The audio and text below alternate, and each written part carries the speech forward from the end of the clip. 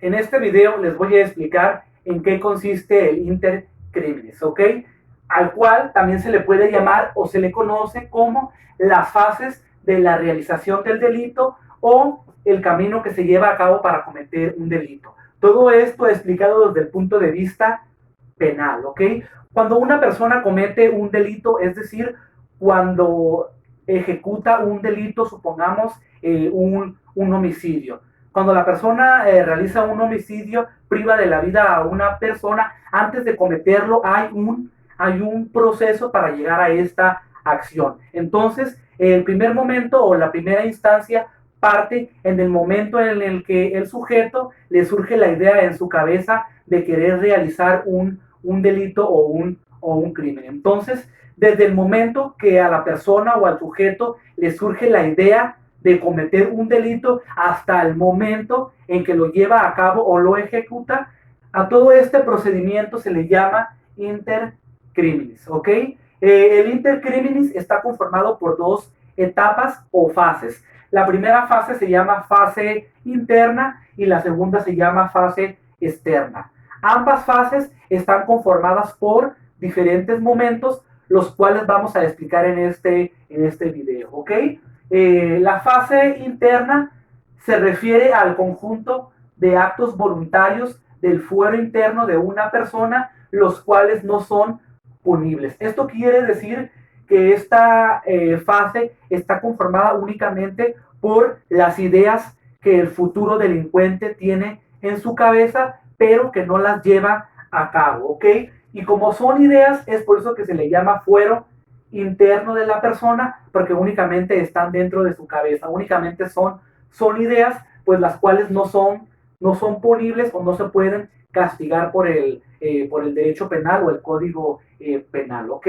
El primer momento de la fase interna se llama ideación, la cual consiste en el origen del crimen o el origen de la idea del crimen, a la cual también se le puede llamar génesis, porque es el inicio o el comienzo, y es aquí donde surge la idea o el propósito de delinquir por parte del sujeto. Entonces, el primer momento, que es la ideación, o también conocida como génesis, únicamente consiste en la idea que le surge al sujeto en su cabeza de cometer un crimen o un delito, ¿ok? El siguiente momento se llama deliberación, la cual consiste en la elaboración y el desarrollo de el plan. Entonces, en este momento es cuando el sujeto empieza a elaborarlo y a desarrollarlo y ve las formas y detalles en las que va a realizar su delito, y es en este momento de liberación en donde también toma en cuenta las causas y motivos que él tiene para qué, para poder elaborar y realizar este crimen, y es aquí donde también estudia las posibles consecuencias que él va a obtener por la realización del futuro crimen que él quiere llevar a cabo, ¿ok?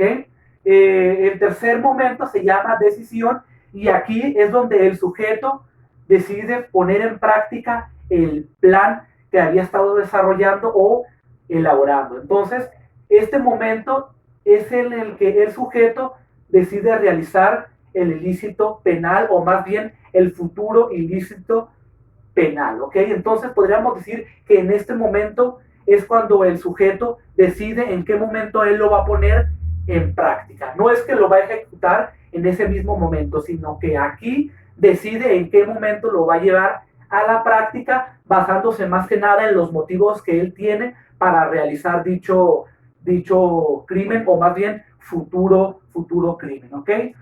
Cuando recién iniciamos el video, les había comentado que la fase interna pertenece al fuero interno de la persona. ¿Por qué? ¿Por qué pertenece al fuero interno de la persona? Porque no son actos punibles, lo que quiere decir que no son castigados por la ley o por el código penal. Recordemos que el código penal únicamente castiga acciones, pero no cualquier tipo de acción, únicamente las acciones que son consideradas delitos. Pero en este caso de la fase interna, recordemos que únicamente son ideas que el sujeto tiene en su cabeza, o pensamientos y por lo tanto los pensamientos no son considerados delitos y por lo tanto no se pueden castigar, ¿ok? Y es aquí donde entra el principio de la sentencia de Ulpiano, la cual quiere decir que ninguna persona puede ser penado o castigado por sus pensamientos, ya que si una persona es castigada por sus pensamientos, entonces estaría invadiendo su conciencia, ¿ok? La siguiente fase se llama fase externa, la cual en esta fase es donde se materializa la voluntad del individuo o la voluntad delictiva que tiene el sujeto, y aquí es donde el delito cobra vida y deja de ser un pensamiento. ¿Para qué? Para convertirse en una acción. Entonces, en esta fase pasamos de un pensamiento a la realización de dicho acto, ¿ok? El primer momento de la fase externa se llama manifestación de la idea delictiva, y es aquí donde el sujeto lleva a cabo acciones, pero dichas acciones no causan ningún daño, ya que no tienen ninguna trascendencia jurídica. En este momento es únicamente donde el sujeto manifiesta la voluntad de delinquir, ¿ok? Todavía no realiza ningún acto, sino que únicamente manifiesta la voluntad que él tiene de cometer un delito, ¿ok?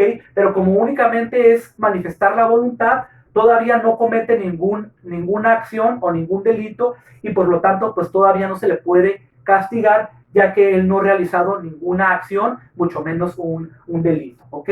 La siguiente fase se llama actos preparatorios, los cuales son aquellos que se presentan con anterioridad a la ejecución del delito y son dirigidos a facilitar la comisión del delito, es decir, a la preparación del delito. Supongamos un ejemplo de una persona que quiere cometer un robo. Entonces, los actos preparatorios serían cómo esta persona logra conseguir, no sé, dichas herramientas para posteriormente ejecutar el acto. Supongamos que esta persona está buscando herramienta que le facilite realizar el acto, y esta persona consigue un martillo con la que va a romper la chapa de una puerta por la que va a entrar a robar a una casa. Entonces, en este periodo o momento se refiere más que nada a los medios que el sujeto va a utilizar para posteriormente realizar dicho acto, ¿ok?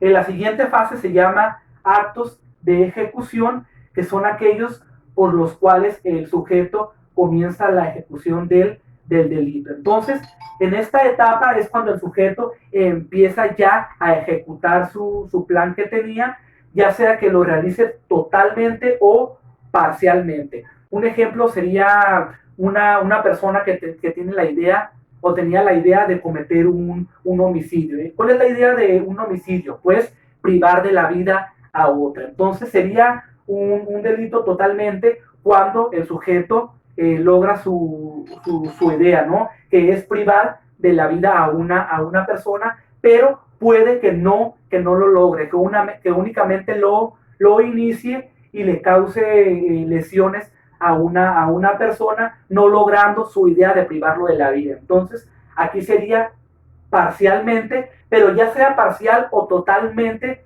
la persona va a ser castigada por el derecho penal o el código penal, ya que inició acciones, ¿verdad? Ya sea una acción parcial o una acción total. Y en parcial, pues se le castigaría por la tentativa del delito de homicidio, y pues en totalmente por el delito de homicidio, ¿ok?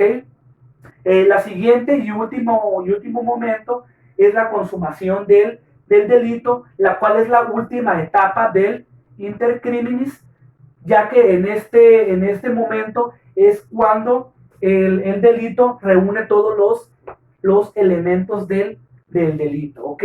Y es considerado por muchos autores como delito perfecto o delito agotado, ya que la persona que tenía la idea, pues lo lleva a la práctica y ejecuta el plan que él tenía en mente, ¿ok?